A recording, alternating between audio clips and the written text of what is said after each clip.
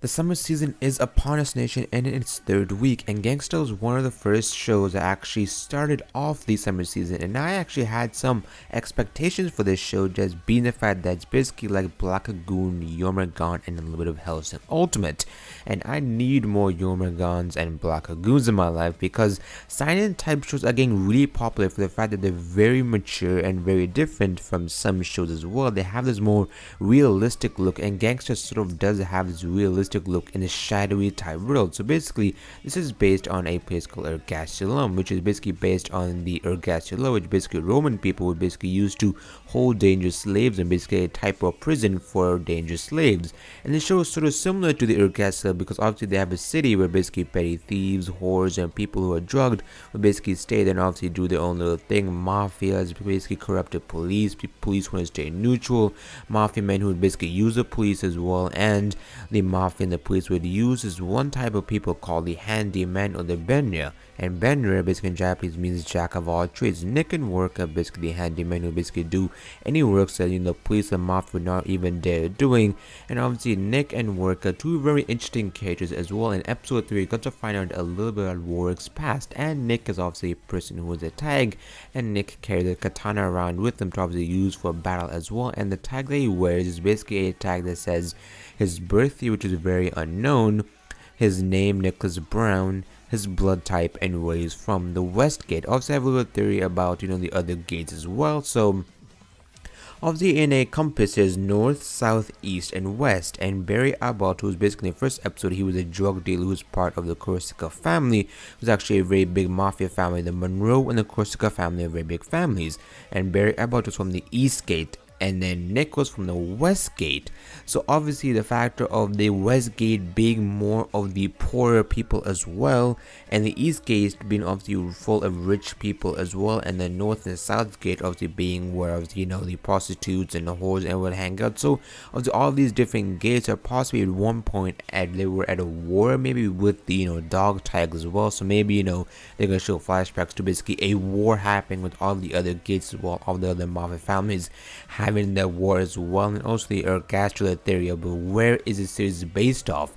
I believe the series is based off the United States, obviously with the name Nick, Warwick, and Monroe, and obviously Monroe being more of an Italian name as well. So obviously they have a mixture of Italian and US, but what proves the fact that it's from US is the money itself. So obviously if you look at the money, it says Ergaculum currency, whatever, $100, and some of the text to be in English as well. But I believe some series are going to start putting text in English, since they know they have more of a US viewers, and obviously Japan people in Japan can obviously speak English as well. Very kind of broken, vague English, but obviously they can understand the English language, so they might start putting text in English. But I believe this will support the whole US English type setting as well. So I love shows that have this American different type of setting as well. And Nick obviously being the guy who has dog tags, and obviously in the second episode they show the hierarchy of dog tags as well. The B2, the A0, the D ranking as well. And obviously the more so if you're in A rank, you're basically one of the stronger people. You're stronger than a B rank. Obviously, if you're a lower rank dog tag, you're basically being discriminated against. Obviously, being very weak as well. But obviously, even Nicholas basically messing around with the guy who's basically a B2, in terms of the ranking of a dog tag as well.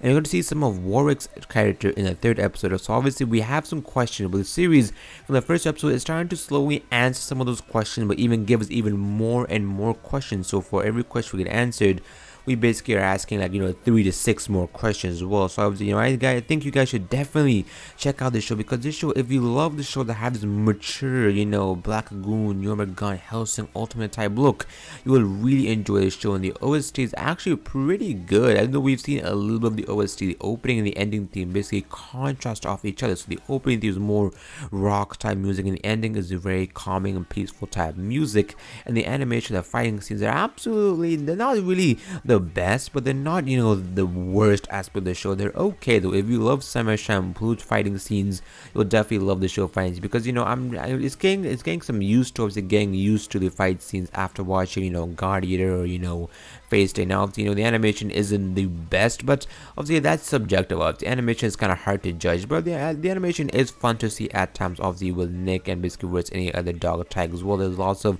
discrimination and mafia being the more powerful people of the series as well, and the reason why Nick and Worker went to jail as well. In third episode, we gotta find out about basically, Warwick's family was basically, killed, and he was abducted as a child as well, and he basically became a male prostitute. He was basically taken to jail at the age of 18 for male prostitution, and Warwick and Nick was actually taken to jail for murder at a very young age of being 17 years old. So there's lots of questions and lots of little references to bars and obviously strip clubs and everything else. And Nick used to work at a strip club at a very young age. Basically used to be a child prostitute as well. And Alex actually being a prostitute herself. So obviously she is a female prostitute. Obviously in the first episode, we got to see her obviously doing some of her work as well, and we got to see some of the uncensored censor type scenes. Obviously they won't show a guy's head being decapitated, but they will show basically his blood. And obviously when Nick put his katana through obviously Barry Abbott's hand, that was absolutely really brilliant as well. And just I find that you guys should definitely watch the show. I did say this before, but